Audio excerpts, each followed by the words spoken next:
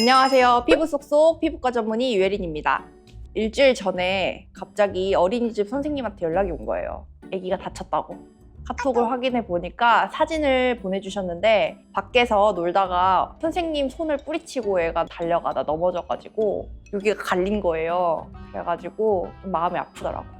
오늘 이 영상을 통해서 피부과 전문의 관점에서 아기 얼굴에 상처가 났을 때 어떻게 흉이 지지 않는지 비법에 대해서 공유해 드리도록 하겠습니다. 보통 얼굴에 상처가 났다고 하면 1에서 3일까지는 염증기가 있어요. 상처의 회복에 필요한 사이토카인이나 혹은 성장인자가 분비되는 시기가 있습니다. 그게 하루에서 3일까지 있고, 그리고 3일에서 10일까지는 재상피화라고 해서 피부가 회복되고 얘네들이 남는 시기가 있어요. 그 이후에는 리모델링기라고 그래가지고 흉터가 생기거나 혹은 피부가 이제 리모델링이 일어나는 시기가 있습니다. 이제 가장 중요한 거는 재상피화가 될 때까지 그 시기를 어떻게 견디느냐, 이게 가장 중요한데요. 깊고 두꺼운 딱지가 생기면은 안 되고, 얕은 상처, 얕은 딱지는 얘네들이 빨리 떨어지지 않고 오래 붙어 있는 것이 가장 중요합니다. 얕은 딱지가 오래 붙어 있어야 밑에서 재생이 될 때까지 얘네들이 방어막을 해주기 때문에 이 딱지가 빨리 떨어져서는 안 되고, 딱지가 또 너무 두껍거나 깊은 경우에는 밑에서 재생이 될 때까지 얘네들이 조금 회복을 방해를 하기 때문에 딱지가 두꺼워지지 않고 얕게, 하지만 얕은 딱지는 오래 유지되게 수분 드레싱을 하는 것이 가장 중요합니다.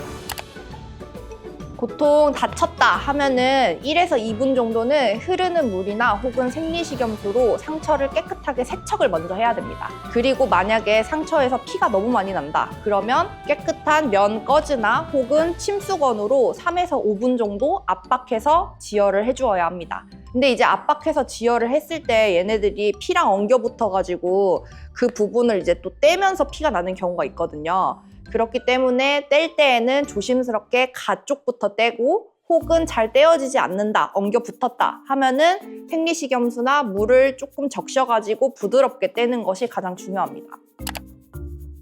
아까 말씀드렸다시피 깊은 딱지가 생기지 않고 얕은 딱지가 오래 유지되는 것이 가장 중요한데요. 보통은 뮤피로신이나 혹은 겐타마이신 계열의 항생제 연고를 도포하거나, 혹은 피부과에서는 창상피복제라고 해서 피부 장벽을 회복시켜주는 연고가 따로 파는데, 그런 것들을 처방받아서 보호막이 될 수 있도록 얘네들이 건조해지지 않게 하루에 수회 바르는 것이 가장 중요합니다. 그리고 바르고 나서는 보통은 좀 덮어주고 얘네들을 좀 보호를 해줄 수 있는 거를 해줘야 되는데, 하이드로콜로이드 제제나 혹은 메디폼 같은 것을 잘라서 붙여주면 도움이 많이 됩니다.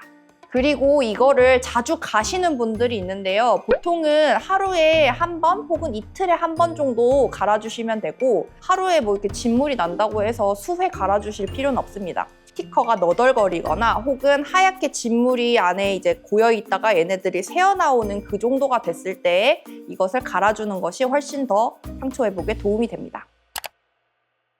보통 병원에 가야 될 상황은 상처가 너무 깊은 경우, 혹은 피하 지방이나 근육이 보여서 봉합이 필요한 경우, 그리고 3분 정도 지혈을 했음에도 불구하고 피가 멎지 않는 경우, 혹은 바깥에서 넘어져가지고 이물질이 박혀 있거나 하는 경우에는 이것이 이제 외상성 타투가 될 수 있기 때문에 이물질이 박혀있다 하면 꼭 피부과 전문의를 찾으셔야겠고, 마지막으로는 흉터가 생기기 쉬운 인중이나 눈 주변 혹은 코끝, 그리고 관절 부위, 어깨나 무릎, 이런 부분이 다쳤다 하면은 피부과 전문의 진료를 보시는 것을 추천드립니다. 보통 많은 보호자들이 상처가 났다 하면은 이 상처를 깨끗하게 소독을 해야 되겠다는 생각 하에 포비돈, 빨간약 혹은 알코올, 그리고 산소와 맞닿으면 거품이 나는 과산화수소수를 사용하시는 경우가 굉장히 많습니다. 알코올 같은 경우에는 피부의 수분을 앗아가기 때문에 피부 상처를 더 건조하게 만들어요. 그렇기 때문에 깊은 딱지를 유발해서 흉터를 유발하기 때문에 알코올은 추천드리지 않고, 포비돈의 경우에는 피부에 남아있는 시간이 길기 때문에 착색을 유발할 수 있어서 추천드리지 않습니다. 그리고 이미 깨끗하게 세척한 상처에는 이런 그 살균 작용들이 크게 감염을 예방하는 데 효과가 없다고 알려져 있습니다. 그래서 만약에 상처를 깨끗하게 하고 싶다, 그렇다고 하면 차라리 생리식염수를 구매하여서 그걸로 상처를 세척하시는 것이 상처 회복에 더 도움이 됩니다. 그리고 상처가 아문 뒤에도 어떻게 회복을 시키느냐가 굉장히 중요한데요.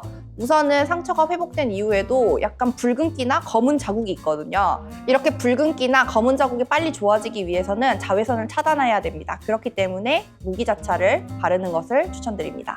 그리고 이제 상처 회복을 위해서 흉터 예방 크림, 이를테면은 그 스카 제품들 있죠.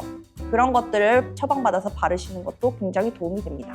그리고 만약에 상처를 부득이하게 봉합하였다, 꼬맸다 하면은 실을 뽑고 난 이후에 흉터에 대해서 레이저 치료는 실을 뽑자마자 진행을 하시는 것이 흉터를 최소화할 수 있습니다. 그래도 다행인 것은 아이들은 어른들에 비해서 회복력이 빠르기 때문에 보통 적절하게 이렇게 수분 드레싱만 잘 해준다고 하면 1, 2주 내로 보통 다쳤나? 할 정도로 깨끗하게 아무는 경우가 많은 것 같아요. 그렇기 때문에 너무 걱정하지 마시고 만약에 상처가 생겼다 하면은 이 영상 꼭 보시고 흉터가 생기지 않게 잘 관리하시길 바랄게요. 이상 피부 쏙쏙 유혜린이었습니다. 그리고 이제 저는 이거 발라줬어요. 여기 처방받아가지고. 그거는 뭐예요? 이거는 그 점착성 투명 창상 피복제. 그래서 창상 피복제라고 하는 거는 피부를 회복시켜주는 재료. 그래서 이제 이것도 처방받아야 살 수 있는 거예요. 우선 애가 스티커를 붙이면 그걸 떼려고 해. 그리고 지금 어린이집을 다니기 때문에 콧물이 질질 나요. 그래서 코를 다쳤거든요. 여기 콧망울하고 그다음에 여기를 이제 갈렸단 말이에요. 그래서 코를 풀면 딱지가 계속 뜯어지는 거예요. 그리고 이제 콧물이 이렇게 나니까 스티커가 계속 돌아다니는 거예요. 그래서 이걸 계속 보여줬어요. 수분이 중요하다. 절대 건조하게 하면 안 돼.